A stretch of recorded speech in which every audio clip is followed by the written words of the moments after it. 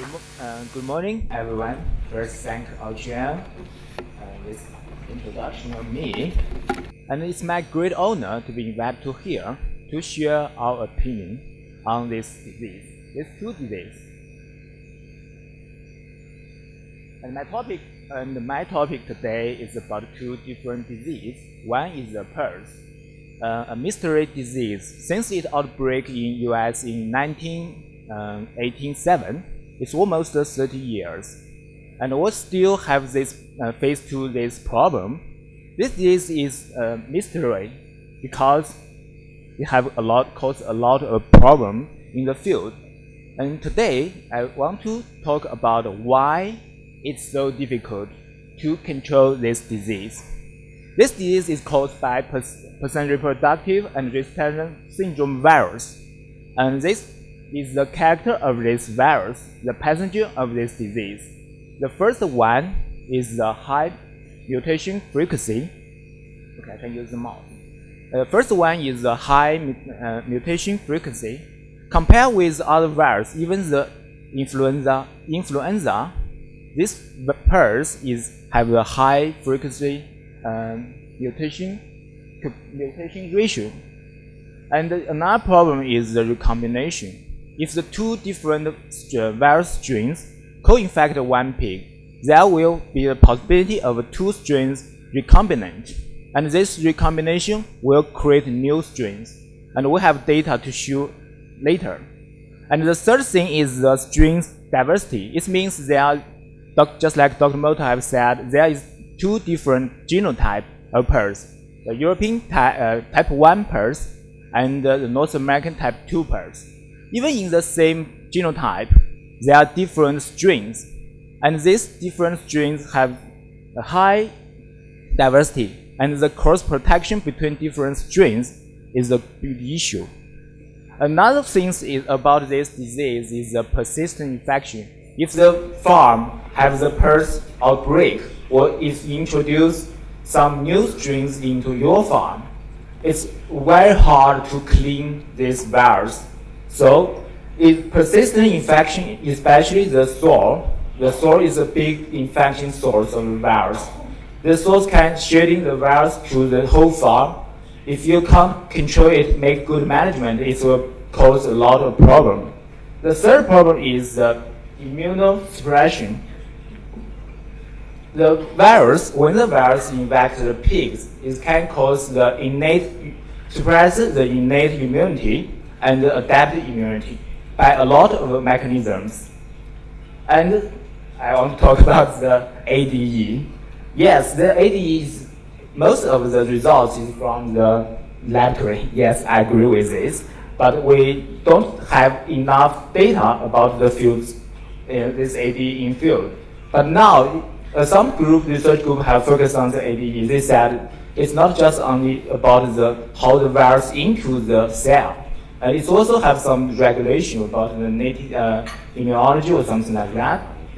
And another thing is neutralizing antibody. This virus infects the pig. It can introduce very low neutralizing antibody. And even now, we don't clear about the neutralizing antibody, the role of neutralizing antibody on the pig. If it can clear the virus efficiently or not. Because we can see that when the pig infects this virus, the virus will disappear early than the increase of neutralizing antibody titer. So this is another problem. And the last one is when the virus infects the pigs, it can induce the inflammation. It can directly cause the lung. It can directly cause the damage of the lung and other organs. And now, these days in China, especially in China, the HP PRRS is still the dominant strain in the field. It can cause a lot of big problems in the farm. Its first thing is can cause big economy damage, and it can be epidemic in the field. Especially the high pathogen PRRS, we call it HP PRRS. HP PRRS with the compared with the we call it classical PRRS, it have a very high valence. The mortality in the infected pigs can reach 100%. And even now, it's since the 2006 and 2007, the first outbreak of HP PRRS in China. Even now, it's almost 7 years. And this virus still have the high valence in the field. So we just think, why? Why the valence can't reduce, even in the field so many years? And this disease is a war seasonal. It means not, okay, just in spring and summer have an outbreak. No, it's war season outbreak. And these days in the most of the farms is stable, especially in some big farms. This disease is stable. But for some small or backyard farms, it's still a big problem and can cause big damage in these farms.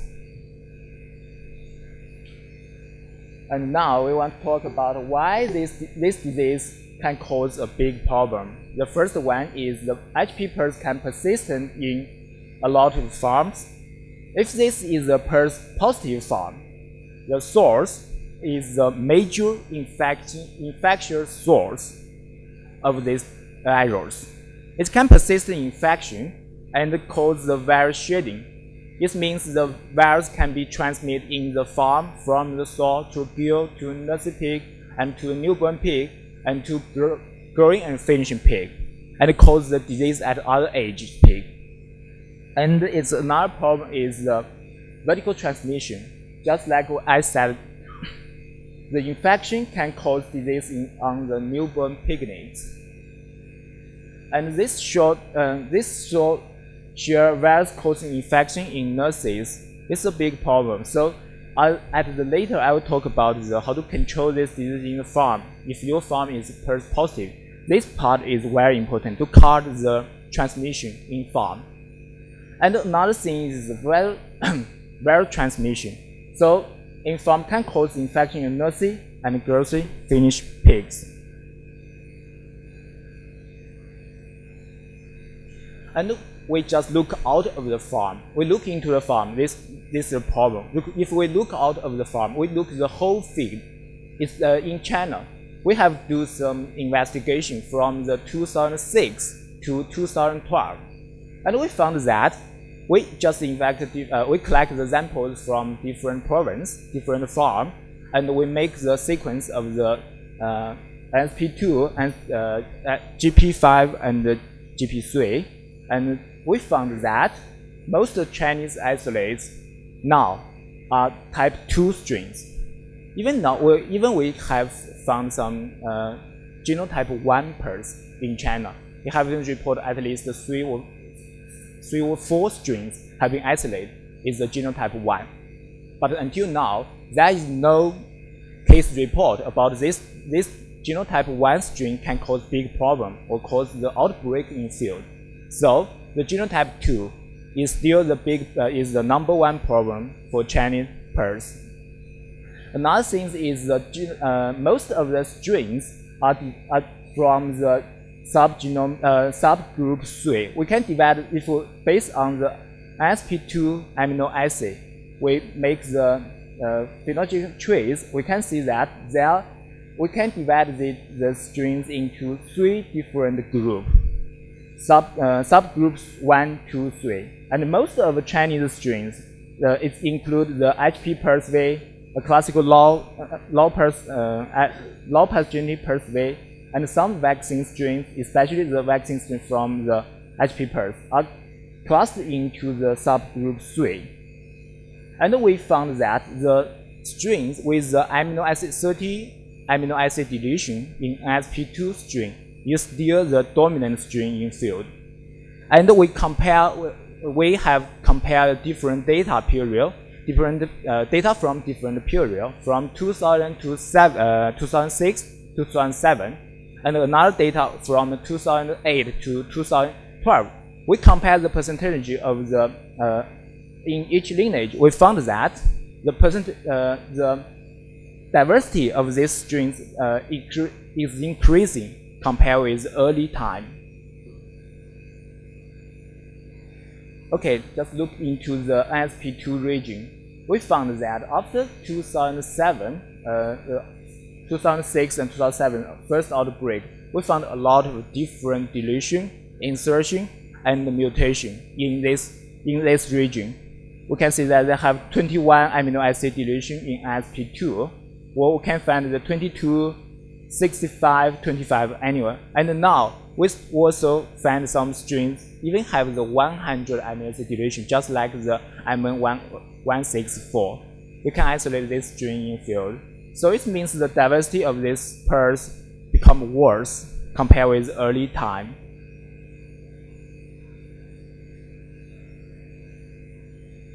Now we class the pairs into two big groups. One is the high pathogenic pairs, HP pairs. Another is the low pathogenic pairs. And this low pathogenic pairs include two different strains, two different kind of strains.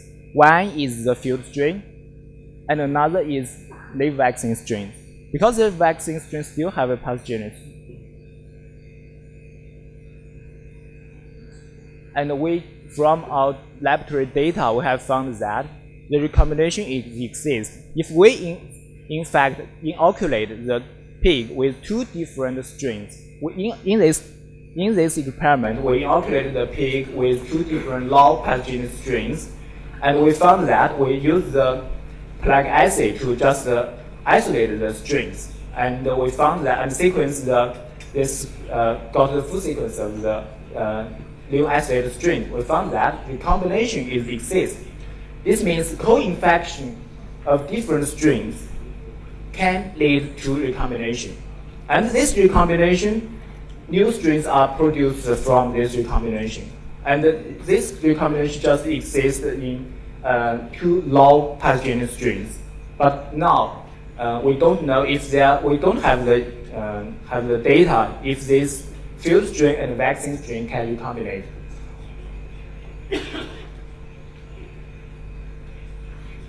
Why these pairs can cause so many problems? One is because these characters of this virus. It means the virus have this characterization. But another thing is about us. We use a lot of different vaccines in the field to cause the problem even worse. It means when we talk about live vaccine, I think live vaccine now is the only choice. I think it's just only choice for protection, virus protection. Just like Dr. Miller has said, the subunit vaccine is up, and the kill vaccine is not work. So live vaccine is the only choice. Okay, so we can see that in China we have different vaccines. We have three vaccines from the classical strains and 4 different vaccines from the HP per strains. But the worst things, usually in Europe, in US, one strain, one vaccine, just made from one company, from one producer. But in China, one vaccine always are from different company, produced by different company, by several companies, and the quantity is different. So it makes the farmers are confused. Okay. Okay, no problem.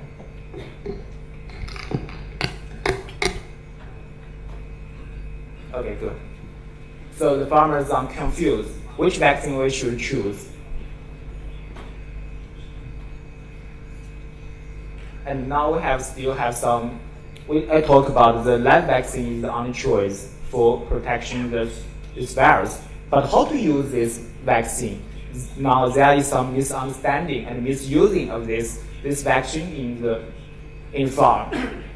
The misunderstanding on using the farm first is think, okay, vaccine is everything. Okay, I use vaccine. Okay, I think it will got good results. But now it's not different. It's different story.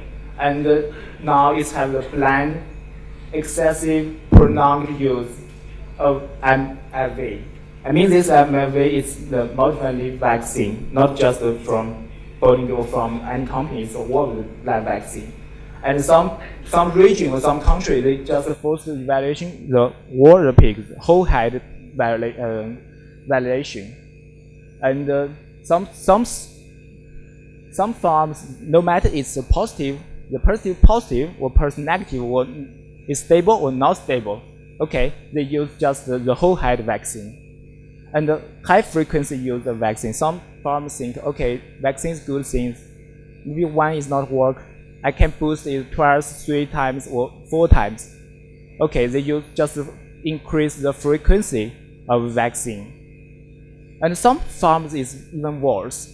They use the vaccine from different strains, and they just use, okay, this vaccine not work good. Okay, I change one, and change another one, and some even use the type 1 vaccine, okay, to protect type 2.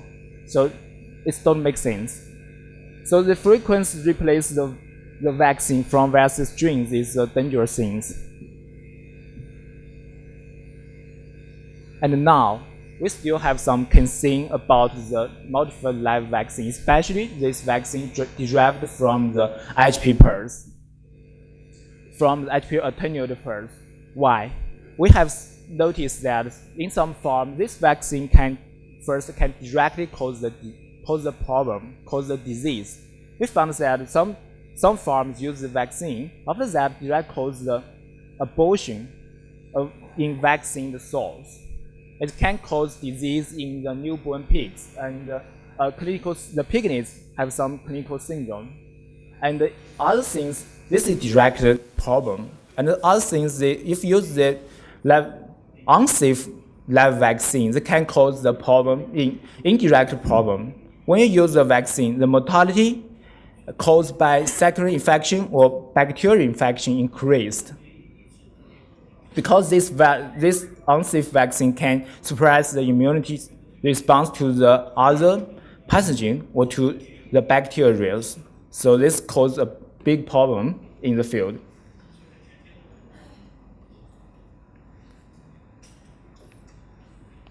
Now I want to talk some reasons for unstable PRRS in farm. Why we have the vaccine? We have some good vaccine, such as the PRRS vaccine. Why is still unstable? Why they have some problem in the field? So first thing I think is the PRRS. PRRS infection and transmission in farm is the big, I think is the top 1 problem in the farm. And another thing is multiple strains coexist in farms. If this strain has a different strain, one risk is the recombination. Another thing is the cross protection maybe is not so high. Another thing is easy to introduce some new strains into farm. This will cause the situation even worse. And new strains or transmit from the soft head to the gill head and to the growing finished head. It can cause problem. And another thing is misuse PRRS derived vaccine. It's a misuse or incorrect use of this vaccine. And now, I want to talk about the control strategy. How to control this virus.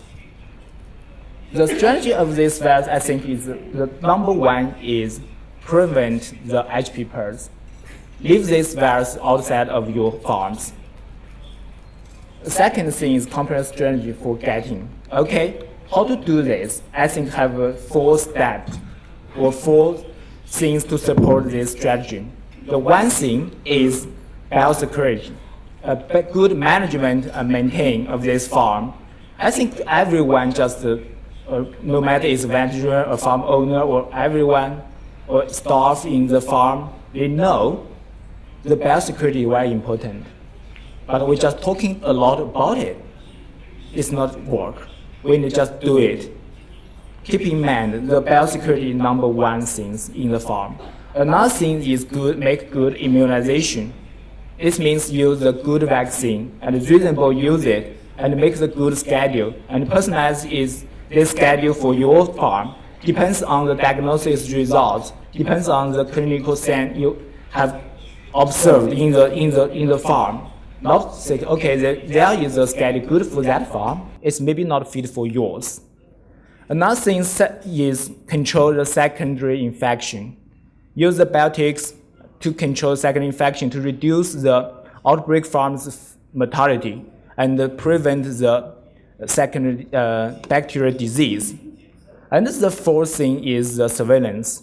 Make good diagnosis and to collect enough samples to make the efficient diagnosis and know what's the situation of your farm. This is very important, four things. And we use these four different parts to support this comprehensive control strategy. The first one is biosecurity of farms. The biosecurity, I divide it into two parts of biosecurity. One is from the outside, another is from the inside. Let's first talk about the biosecurity outside. From outside, it's one aim of this. Just keep your enemy out of your farm, just like we create a great wall of your farm, around this farm, to just leave your enemy outside. This is just to prevent to introduce the new pathogen. No matter you are a PRRS-negative farm or it's a positive farm or stable farm, just leave that virus away. Don't introduce any PRRS-positive gill into a farm. It's very important things. For example, pigs, we can just close head and monitor breeding stocks and the introduction, avoid the PRRS-positive pigs. For staff, we can just do isolation and take a shower no matter you're going to the farm or go out. And changing clothes and shoes. And for the transport vehicles and tours, especially the transport vehicle from other farm or from other same company that just have the outbreak of the disease, just leave them outside of your farm, and you should clean it and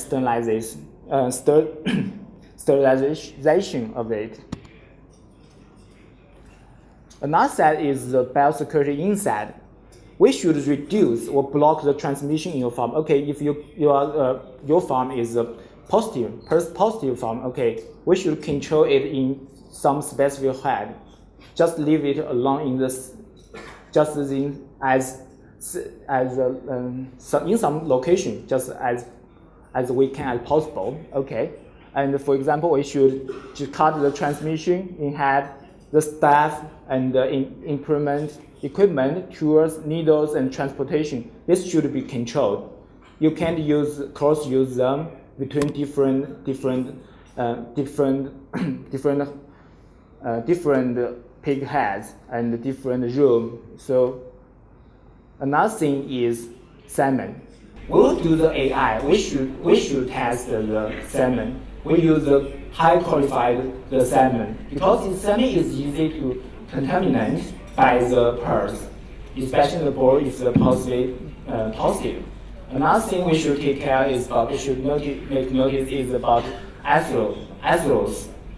And other things is the mosquito and flies, such as the other insect. The insect is an important way to transmit the disease, the virus from one animal to another animal.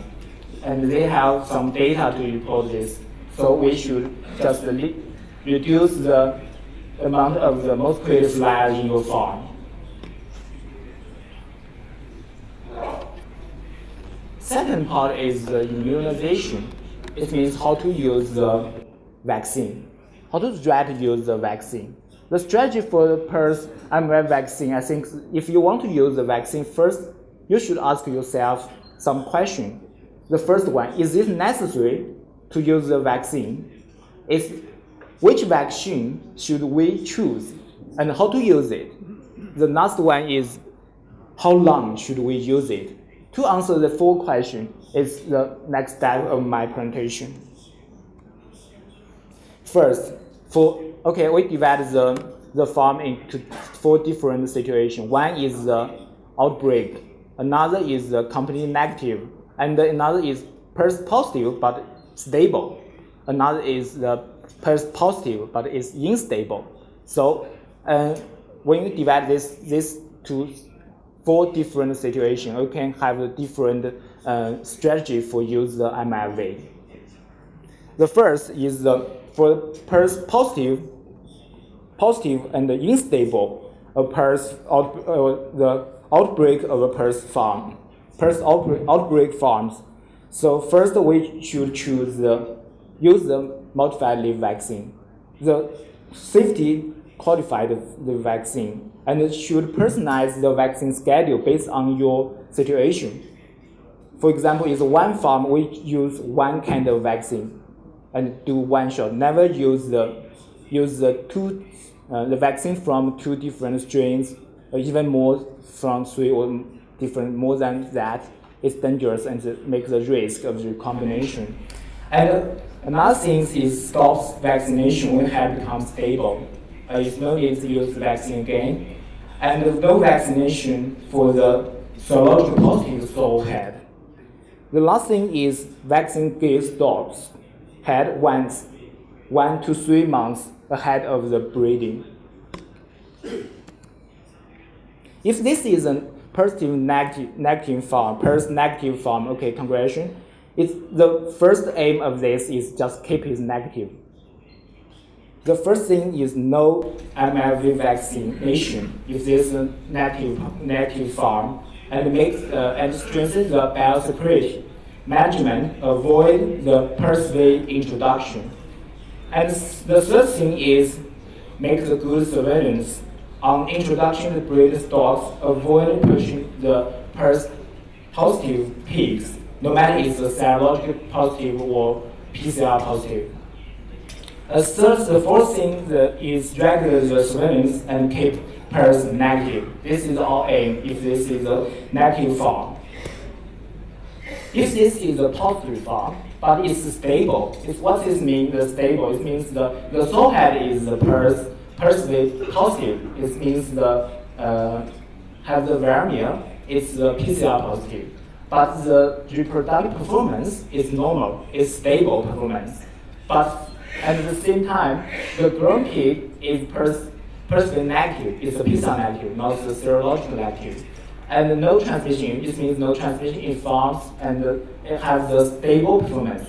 If you farm in this situation, we needn't use the multiple leaf vaccine, and we should strengthen the management of the sow head and do good the disinfection to reduce and block the transmission in the same farm.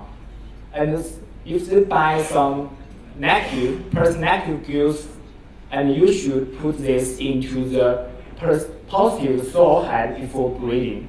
And the most important thing is avoid purchasing the PRRS positive pigs from other farms. If you buy negative farm, you should breeding the with sow before breeding. If this farm is a PRRS positive but unstable farm, what means unstable? It means the sow head is still positive, the PRRS positive, and it has the normal reproductive performance. It has normal performance, but for growing pigs, it has big problem. It has problem. It has infection. The mortality of the bacteria by second infection increase. It has transmission in farms. It means that is the virus transmitted from the soil to some young pigs, and the performance is unstable.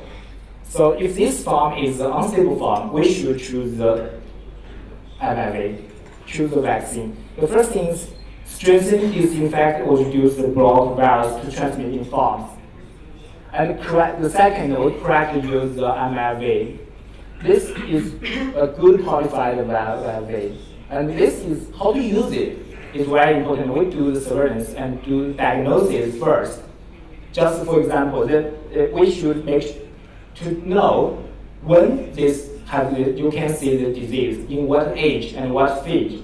So this depends on the diagnosis result, by clinical diagnosis or by laboratory test. And after that, you decide when to use this vaccine. You just pre 3 to 4 weeks, just almost 1 month before you can see the disease. For example, you see the disease at just 3 or 4 weeks vacation for the growing finished pigs. And after that, you control the bacterial infection by good management and good bioprotective use. And other things, if you buy some negative gill from out of the farm, you should acclimate new purchased PRRS gill by raising with the soil before breeding. And when the situation becomes good and becomes stable, after that you can stop use the vaccine when the farm becomes stable.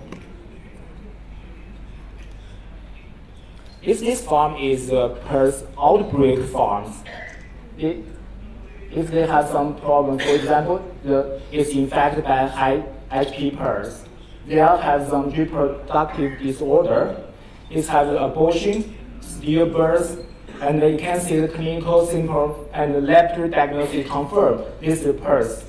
No matter especially for the PCR positive, the pathogen positive, they have the variant.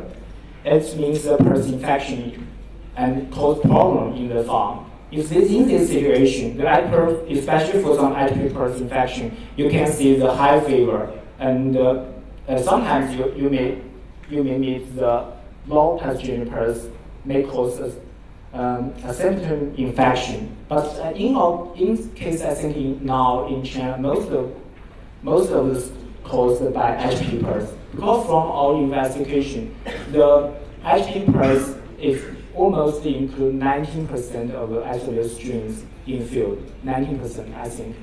Just very low classical strains have been isolated, especially in recent years. In 2006 to 2007, I think we can isolate maybe 20, almost 20, yes, 20 or 30 percent of strain is the classical strains, just like the CH1A or BG-4, just like that strain. But now, I think it's difficult to isolate the classical strain anymore. Most of the strains have the amino acid 30 amino acid deletion in the field strains. And another things with growing fish had show the syndrome, and the later sucking, nesting, and growing fish pig have the problem. So this is the outbreak farm. In this outbreak farm, how to do it? We should use the live vaccine first, and reasonable do the vaccine schedule, just personalize the vaccine schedule for your farms. For example, the sow head, we can do one vaccination before breeding, before each farrowing. And the grow head, we like to use the vaccine pre-3 or 4 weeks vaccination before you can see the outbreak of disease. You just use the vaccine 3 or 4 weeks ago. And you should let the pig, after inoculate this, use the vaccine, give some time to introduce the immunity response. We can use 1 or 2 times vaccination. Usually we just vaccine first time, and 1 month later we give the vaccine second time. And another thing is, if you have an outbreak of this disease, it's very important to control the secondary infection. Sometimes I think especially at the beginning of the outbreak of HP PRRS, a lot of pig, when you make a necropsy, you can see that the organ is damaged because of the infection of the bacteria. So control the bacteria, and you can give some vitamin to increase immunity, to reduce the damage that's caused by this disease. Another thing is disinfect and reduce or block the virus from a different head in the same farm, just to transmit from sow head to the gill head and to the growing and finish head. So just make good disinfection to reduce the transmission in the farm. And the fourth thing, I think, is the safe disposal of the dead pigs and some feces and other pollutant materials. Keep your farm clean, and you can just save money. Another thing is also just accumulate the new purchase negative gills by raising with the soil before breeding. Okay, if you are lucky, you can survive from this outbreak, and the farm becomes stable. Okay, and you can stop use the MFV again when your farm becomes stable. So summary of this strategy for different farms. For the PRRS negative farm and positive but stable farm, I think this one is no MFV. I think this one is no need MFV. It means you needn't use that. But it's a positive. But I think the positive stable farm is an ideal situation. It's very difficult to find this farm. It's not so easy to you are positive, but it's very stable. And how long this stable, how long it is, 1 month or 1 year, it depends. So I think if you are sure this is a stable, no need to MFV.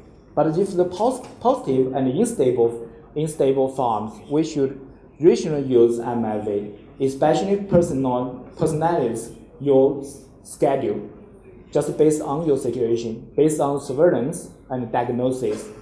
This is very important. Just like Dr. Mota said, the vaccine should combine with the diagnosis, make it more efficiency.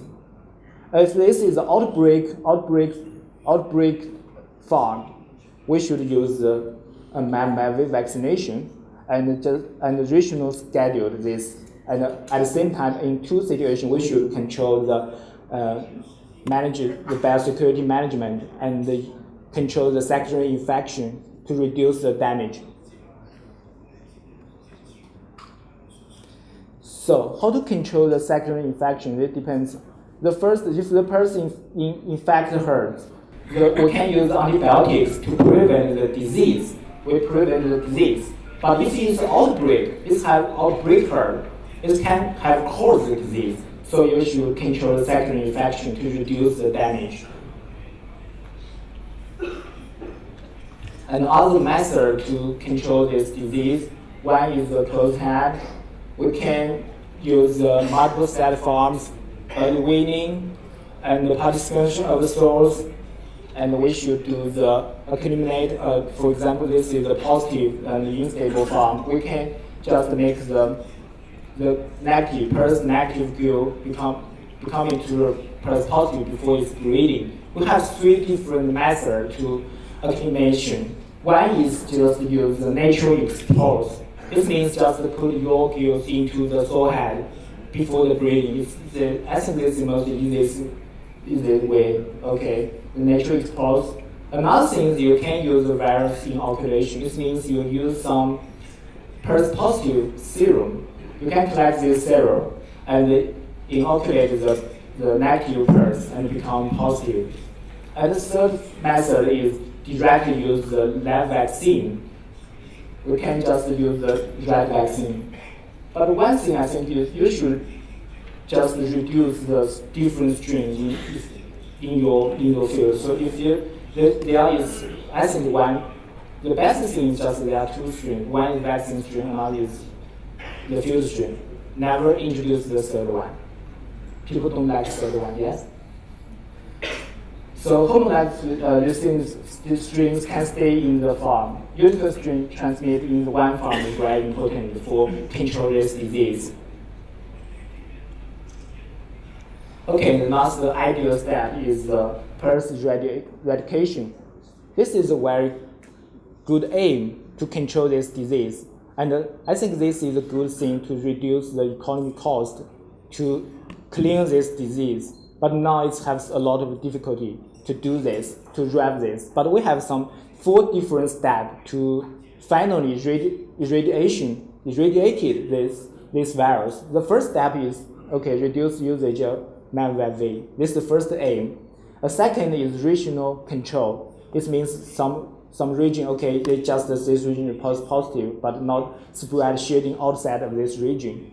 The third is the farm irradiation. It means some farms can, from the PRRS positive farm, become to the PRRS negative farm. And the final step is the regional eradication. And this, I think, is long time to finally reach this region. And I think the 5 I'm not listed here is the this virus is disappeared in the universal, just clean it. Finally, this is radiation. Okay, that is about the PRRS. A second part of this presentation is about the PED. PED is a new disease. It's not a new disease. It's a new outbreak disease in China and in Asia, and 2013 it's outbreak in US. And we talk about this disease. The person epidemic diarrhea in 2010.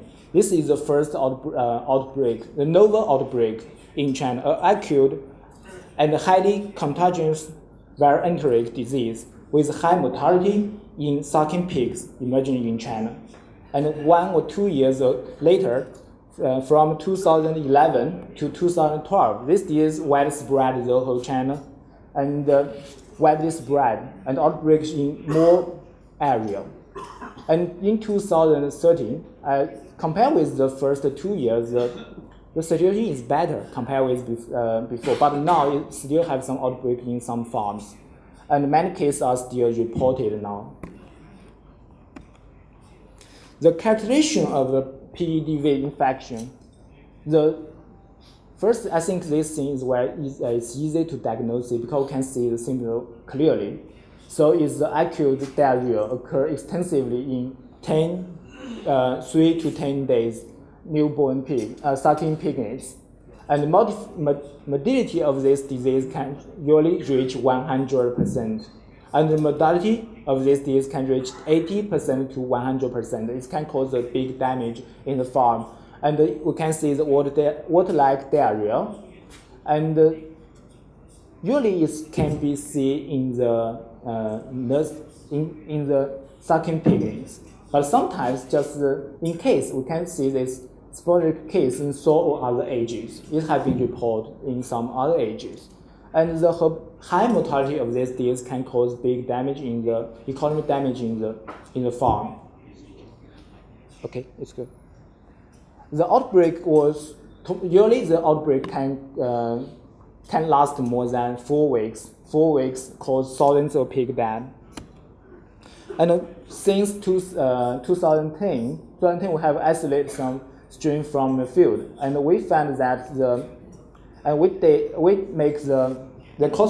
found that the causative pathogen is the PEDv, and everyone knows that PEDv can cause PD.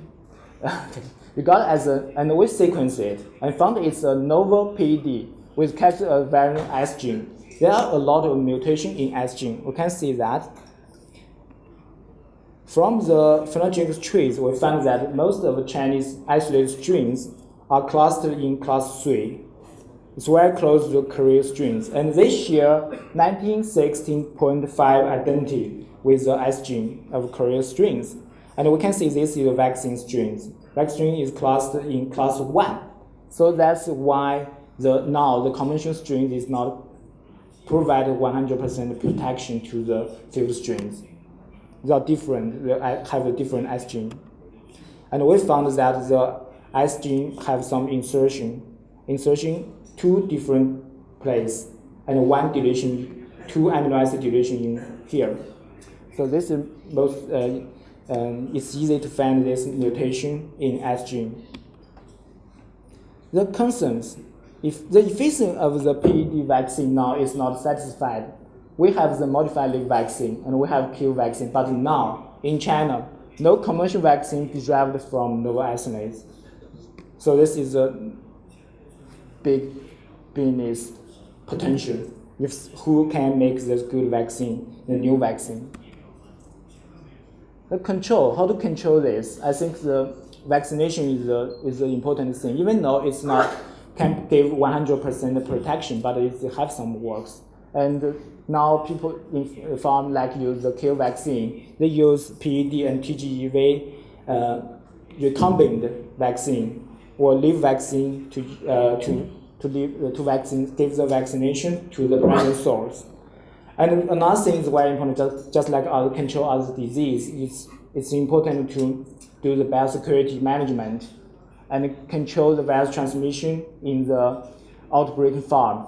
A third thing is can use feedback, but it's have high risk thing, especially in some intensive farms, because you don't know if this is just caused by PED, if this have some other disease or other virus or bacteria in this material. So feedback have a big risk.